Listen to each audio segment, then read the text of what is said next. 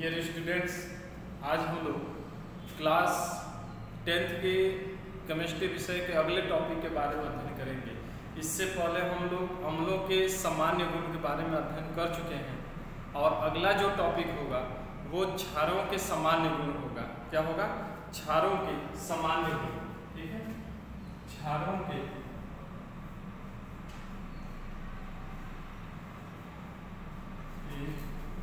सामान्य गुण होगा। जनरल प्रॉपर्टीज आर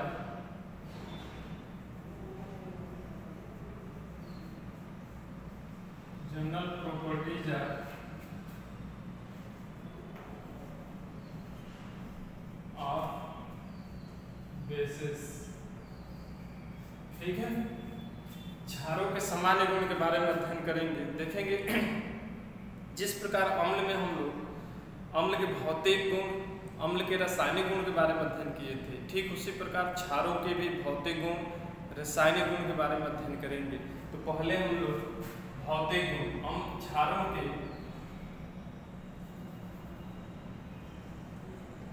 भौतिक गुण,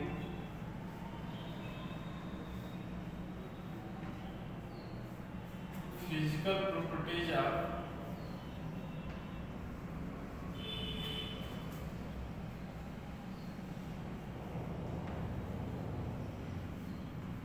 फिजिकल प्रॉपर्टीज ऑफ केवल फिजिकल प्रॉपर्टीज रहेंगे। हाँ, तो फिजिकल प्रॉपर्टीज इसमें देखेंगे कि क्षार जो होते हैं स्वाद में कैसे होते हैं। तो स्वाद में कसैले होते हैं। कैसे होते हैं? कसैले होते हैं। ठीक है, कसैले होते हैं। ठीक है, या कुछ बुकों में कड़वा भी लिखा है कि स्वाद में जो है कड़वा होते हैं या कसैले होते हैं। ठीक है, क्षार भी अम्ल के समान जलन उत्पन्न करते हैं। अगर क्षारों को त्वचा पर थोड़ा सा भी रख दिया जाए तो वहाँ पे त्वचा पे जलन उत्पन्न करेंगे। ठीक है, क्षार जो होते हैं सामान्यतः जल में विलीन होते हैं। अगर जल में डाला जाए तो आसानी से घुल जाते हैं उसमें। ठीक है, इसलिए क्षार जल में क्या होते हैं? विलीन होते हैं। क्षार जो है साबुन के समान चिकने होते हैं। जैसे साबुन को हाथ में लगाने के बाद थोड़ा सा चिकना महसूस होता है, ठीक उसी प्रकार अगर क्षारों को फिंगर टिप पर लिया जाए और उसको मसला जाए तो चिकना महसूस होगा। ठीक है, क्षार जो होते हैं ये लाल लिटमस पेपर को नीले में चेंज कर देते हैं। अम्ल में बताए थे कि अम्ल जो होते हैं नीले लिटमस पेपर को लाल में चेंज कर देते हैं, लेकिन क्षार जस्ट उसके विपरीत करते हैं। ये क्या करते हैं? लाल लिटमस पेपर को नीले में चेंज कर देते हैं। ये याद रखिएगा, क्षार जो होते हैं लाल लिटमस पेपर को नीले में चेंज कर देते हैं। तो ये रहा भौतिक गुण। ठीक है, अब हम लोग रासायनिक गुण के बारे में अध्ययन करेंगे जो कि महत्वपूर्ण है। ठीक है, रासायनिक गुण के बारे में अध्ययन करेंगे।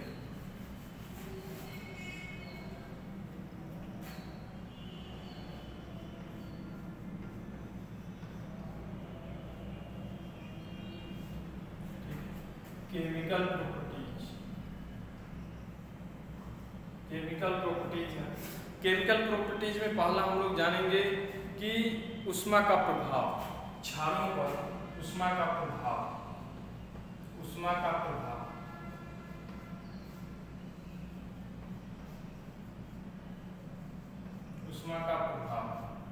ठीक है, क्षारों पर ऊष्मा का प्रभाव। अगर क्षारों को गर्म किया जाए तो क्या होगा? तो देखेंगे कि भिन्न भिन्न प्रकार के क्षार होते हैं और उनको जब गर्म किया जाता है तो भिन्न भिन्न प्रकार के रासायनिक अभिक्रिया या रासायनिक यौगिक का निर्माण भी करते हैं। जैसे एग्जाम्पल के रूप में NaOH जो होता है और KOH जो होता है, सोडियम हाइड्रॉक्साइड, और पोटेशियम हाइड्रॉक्साइड जो होता है, इसको जब ठोस सोडियम हाइड्रॉक्साइड और ठोस पोटेशियम हाइड्रॉक्साइड जो होते हैं, अगर इसको गर्म किया जाए तो ये लिक्विड फॉर्म में आ जाते हैं। इनके आणविक संरचना में कोई परिवर्तन नहीं होता है। जैसे ये ठोस NaOH है, ठीक है, इसको जब हीट करेंगे, ठीक है, तो ये इसमें आ जाएंगे, लिक्विड फॉर्म में आ जाएंगे, लिक्विड फॉर्म में आ जाएंगे, NaOH, लिक्विड रूप में आ जाते हैं। ठीक है, उसी तरह KOH है, KOH को भी अगर ठोस है गर्म करते हैं तो किस रूप में आ जाते हैं, लिक्विड फॉर्म में आ जाते हैं, लिक्विड रूप में आ जाते हैं। ठीक है, अगला देखेंगे, अगला जो है कि जो भी धात्विक हाइड्रोक्साइड है, क्षार कहलाते हैं, धात्विक हाइड्रोक्साइड क्षार कहलाते हैं। धात्विक हाइड्रोक्साइडों को अगर गर्म करेंगे तो क्या होगा, तो ये धातु ऑक्साइड में चेंज हो जाते हैं और जल के अणु का रचना करते हैं। जो भी धात्विक हाइड्रोक्साइड होते हैं, तो धात्विक हाइड्रोक्साइड में देखेंगे कौन कौन से आते हैं। धात्विक हाइड्रोक्साइड में बहुत से हैं, MgOH का होल ट्वाइस, CaOH का होल ट्वाइस, ये सभी धात्विक हाइड्रोक्साइड है। धात्विक हाइड्रोक्साइडों को जब गर्म किया जाता है तो ये धातु ऑक्साइड बनाते हैं और जल के अणु बनाते हैं। जैसे MgOH को हीट करेंगे, गर्म करेंगे तो ये बनाएगा MgO प्लस H2O बनाएगा। देखिए ये धातु ऑक्साइड है, ठीक है, ये भी एक प्रकार का क्षार है। ठीक है, धातु ऑक्साइड भी क्या है, एक प्रकार का क्षार है। ठीक है, तो ये बनाते हैं धातु ऑक्साइड और जल बनाते हैं। उसी तरह कैल्शियम हाइड्रोक्साइड है, CaOH का होल ट्वाइस है। ठीक है, इसको जब हीट करेंगे, ये जो इंडिकेशन है हीट का है, ठीक है, जब इसको हीट करेंगे तो CaO बनेगा प्लस H2O बनेगा, कैल्शियम ऑक्साइड। ठीक है, ये भी धातु ऑक्साइड है और जल बनेगा। तो इस प्रकार देखेंगे कि जो भी धातु हाइड्रोक्साइड है, याद रखिएगा जो भी सामान्य रासायनिक गुण होता है अम्लों के, क्षारों का, ये तो जुबान पे होना चाहिए आप लोगों को। ठीक है, याद होना चाहिए क्योंकि यह स्पेशल कैरेक्टर है इन लोगों का। ठीक है, तो हाइड्रोक्साइड बनाया, सॉरी ऑक्साइड बनाया और जल बनाया। ठीक है, अगला इसमें देखेंगे कि अगर यही अमोनियम हाइड्रोक्साइड है, अगर अमोनियम हाइड्रोक्साइड है, ये भी एक प्रकार का क्षार, या AOH सॉरी NH4OH, ये अमोनियम हाइड्रोक्साइड है। अमोनियम हाइड्रोक्साइड को अगर गर्म करें तो अमोनिया गैस बनाएगा और जल के अणु बनाएगा। यहाँ देखिए NH4OH, जब इसको हीट किया जाता है तो अमोनिया बनाता है, NH3 गैस प्लस H2O बनेगा। ठीक है, तो ये याद रखिएगा, इसको बैलेंस कर लेंगे। ठीक है, जो भी रासायनिक अभिक्रियाएं हम लिख रहे हैं कुछ ऐसे हैं जो बैलेंस नहीं है, आप बैलेंस कर लेंगे क्योंकि पहले चैप्टर में रासायनिक अभिक्रियाओं को बैलेंस करने का तरीका बताया था। ठीक है, तो ये अमोनिया गैस बना, जल बना। तो याद रखिएगा कि अमोनियम हाइड्रोक्साइड को जब गर्म करते हैं तो अमोनिया गैस और क्या बनता है, जल बनता है। 3 प्रकार के उदाहरण बताए हैं, तीनों में देखेंगे कि भिन्न भिन्न प्रकार के क्षारों को जब उष्मा दिया जाता है, गर्म किया जाता है, तो भिन्न भिन्न प्रकार के यौगिक का निर्माण करता है। ठीक है, अगला देखेंगे, अगला क्या है, दूसरा होगा, दूसरा है अम्लों से क्रिया।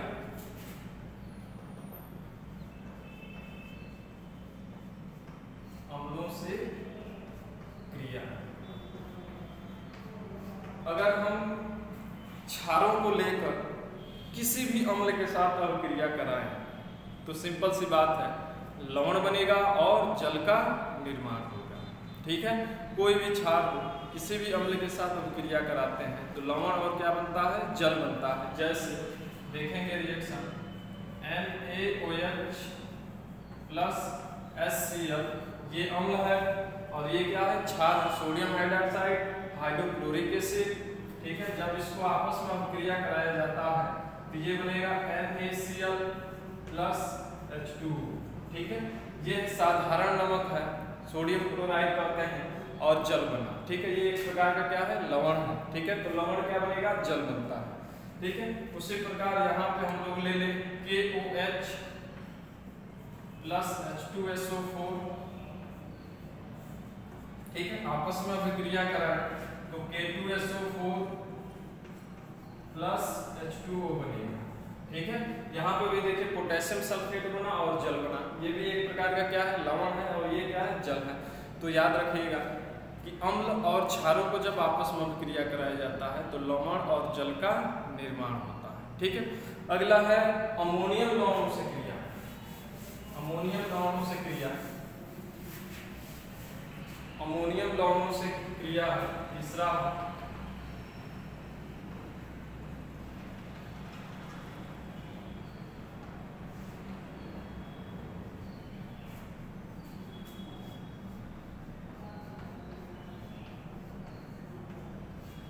अमोनियम लवणों से क्रिया, आज गर्मी ज़्यादा है, ठीक है, इसलिए आप लोग को छोटा छोटा वीडियो ही बनाकर आज सेंड कर रहे हैं। ठीक, अमोनियम लवणों से क्रिया। अमोनियम लवणों की क्रिया, अगर हम अमोनियम लवणों से क्षारों को अभिक्रिया कराएं तो क्या बनेगा, तो लवण बनेगा, अमोनिया गैस रिलीज होगी और जल के अणु की रचना होगा। तो अमोनियम लवणों में देखिए NH4Cl, इसे नौसादर भी कहते हैं या अमोनियम क्लोराइड भी कहते हैं। ठीक है, इसको जब हम किसी क्षार के साथ क्रिया कराएं, मान लो NaOH ही ले लें, और क्रिया कराएं तो कैसे क्रिया होगा, देखिए इसमें से ये आपस में क्रिया कर लेगा, बनाएगा NaCl प्लस, ठीक है, इसमें से एक हाइड्रोजन निकलेगा, OH के साथ क्रिया कर लेगा, इस NH4 से एक हाइड्रोजन निकलेगा, OH से क्रिया कर लेगा और जल के अणु बनाएगा। यहाँ पर क्या बचेगा, NH3, 3 हाइड्रोजन बचेगा, तो ये बना लेगा NH3 प्लस H2O। तो ये रहा, देखिए अमोनिया गैस बना, लवण बना और क्या बना, जल बना। तो याद रखिएगा कि अमोनियम लवणों को जब अम्लों से क्षारों से क्रिया कराते हैं तो क्षारों से क्रिया कराने के फलस्वरूप लवण बनता है, अमोनिया गैस रिलीज होती है और क्या बनता है, जल के अणु बनता है। ठीक है, एक और एग्जाम्पल देख लिया जाए, अमोनियम सल्फेट NH4 का होल ट्वाइस SO4 प्लस कौन सा लिया जाए, अच्छा KOH ले लिया जाए।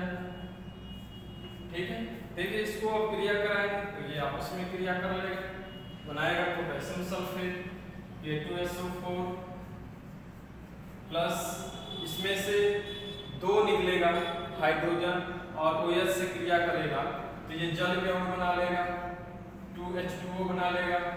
ठीक है, और यहाँ से 2 बनेगा तो ये हो जाएगा 2NH3 हो जाएगा। यानी कहने का मतलब यहाँ पर बैलेंस करना है तो 2 कर दिया जाए। अब सही है, पोटेशियम सल्फेट बना, अमोनिया गैस और जल के अणु की रचना हुई। तो ये रहा अमोनियम लवणों से अभिक्रिया कराने पर क्या बनेगा। ठीक है, तो याद रखिए लवण, अमोनिया गैस और जल के अणु बनेगा। ठीक है, अगला रिएक्शन देखेंगे, अगला क्या है,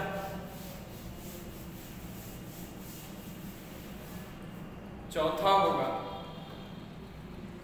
चौथा जो होगा, ठीक है, चौथा है कि अधात्विक ऑक्साइडों से क्रिया। अधात्विक,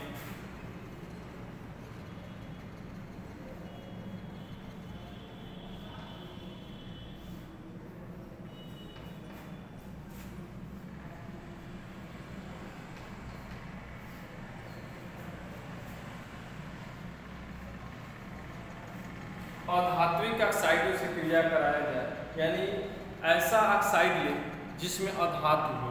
ठीक है, तो अधातु जितने होते हैं, अधातुओं के ऑक्साइड जो होते हैं उनकी प्रकृति अम्लीय होती है। याद रखिएगा, जितने भी अधातु हैं, अधातुओं के ऑक्साइड अम्लीय प्रकृति की होती है, अम्ल के समान व्यवहार करती है। ठीक है, और मैं शुरू में ही बताया था कि अम्ल और क्षार आपस में अभिक्रिया करेंगे तो क्या बनाएंगे, लवण और जल की रचना करेंगे।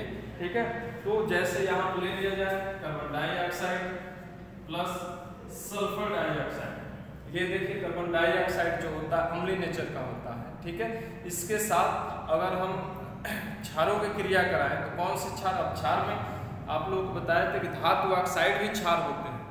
ठीक है, और धातु हाइड्रोक्साइड भी क्या होते हैं, क्षार होते हैं। ठीक है, तो इसमें धातु ऑक्साइड से क्रिया कराएं, जैसे Na2O, ये सोडियम ऑक्साइड है, ये भी एक प्रकार का क्षार है। ठीक है, क्षारों में हम बताए थे आप लोग को।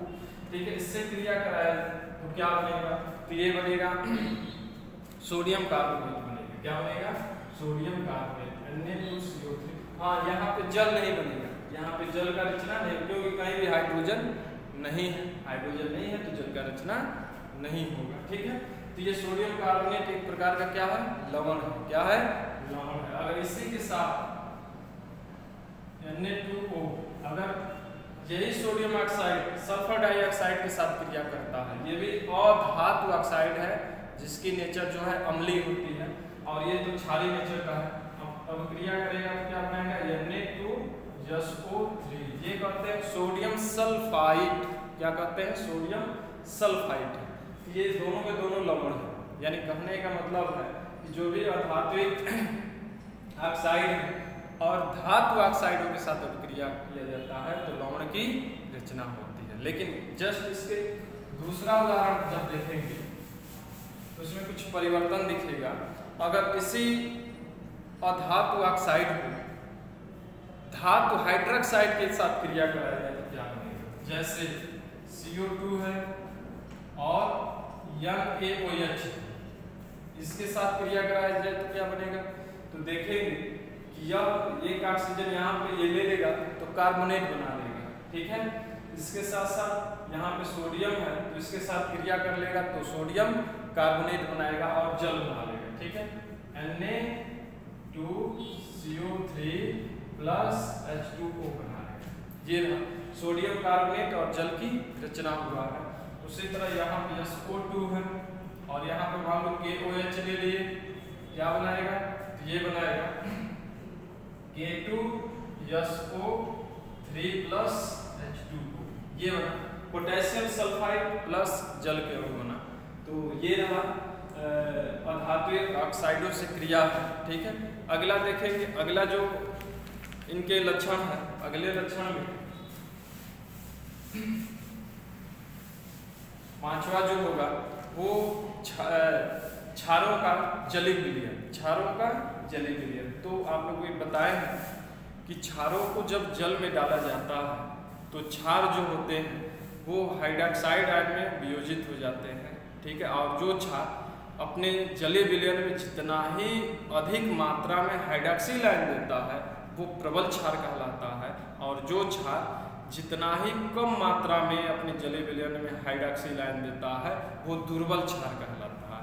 तो ये तो आप लोगों को मालूम है। ठीक है, अगला जब टॉपिक देखेंगे, अगला क्या है, अगला है, ठीक है, उदासीनीकरण अभिक्रिया। उदासीनीकरण,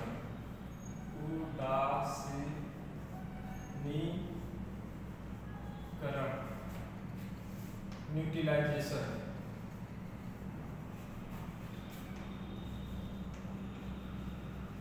न्यूट्रलाइजेशन उदासीनीकरण क्या कहलाता है, उदासीनीकरण अभिक्रिया भी कह सकते हैं। ठीक है, देखिए जब क्षार और अम्लों को आपस में अभिक्रिया कराया जाता है तो लवण के साथ साथ जल का निर्माण होता है। ठीक है, इस प्रकार की रासायनिक अभिक्रिया को ही हम क्या कहते हैं, उदासीनीकरण क्रिया कहते हैं। क्या कहते हैं, उदासीनीकरण क्रिया कहते हैं। ठीक है, यहाँ पे देखेंगे कि उदासीनीकरण में वास्तव में देखा जाए तो अम्ल के हाइड्रोजन आयन और क्षार के जो हाइड्रोक्सिल आयन है ये दोनों आपस में अभिक्रिया करते हैं, जिसके कारण उदासीनीकरण की अभिक्रिया कहलाती है। रिएक्शन के माध्यम से समझेंगे। देखिए जैसे NaOH है, अगर इसको जल में डाला जाए तो ये बनाएगा sodium ion plus hydroxyl ion. ठीक है, अगर क्षार जल में डालेंगे तो अपने आयनों में वियोजित होगा। जैसे NaOH है, सोडियम हाइड्रोक्साइड, सोडियम आयन बनाया और हाइड्रोक्सिल आयन बनाया। उसी तरह अम्ल है, HCl मान लिया जाए, तो अम्ल भी जो है अपनी जलीय विलयन में अपने आयंस में वियोजित हो जाते हैं। ये भी बनाता है हाइड्रोजन आयन प्लस क्लोराइड। ठीक है, इसमें देखेंगे फिर ये जो क्षार के सोडियम आयन है और अम्ल के जो क्लोराइड आयन है ये आपस में अभिक्रिया करेंगे। Na+Cl- ये आपस में बनाएंगे NaCl। क्या होंगे, NaCl होंगे। और जो ये hydrogen ion plus hydroxyl ion आपस में अभिक्रिया करके क्या बनाएंगे, ये बना देंगे H2O। अब देखिए यहाँ पे लवण बन गया और यहाँ पे क्या बन गया, जल। इसी को एक रिएक्शन के माध्यम से बताना है, तो ये बनेगा NaOH प्लस HCl आपस में अभिक्रिया करेगा तो NaCl प्लस H2O बनेगा। देखिए यहाँ पे अभी मैं बताया हूँ कि उदासीनीकरण क्रिया में जो अम्ल के हाइड्रोजन आयन है और क्षार के हाइड्रॉक्सिल आयन आपस में अभिक्रिया करके जल के अणु बना रहे हैं। यहाँ पे जल के अणु का बनना वास्तव में क्या कहलाता है, उदासीनीकरण कहलाता है। क्यों? क्योंकि इसमें देखिए इसमें धनायन और इसमें ऋणायन है, ये दोनों एक दूसरे को बैलेंस करते हैं, ठीक है, इसलिए उदासीनीकरण की क्रिया हो रही है। ठीक है, तो आज के लिए बस इतना ही, कल फिर अगले टॉपिक लेकर उपस्थित होंगे।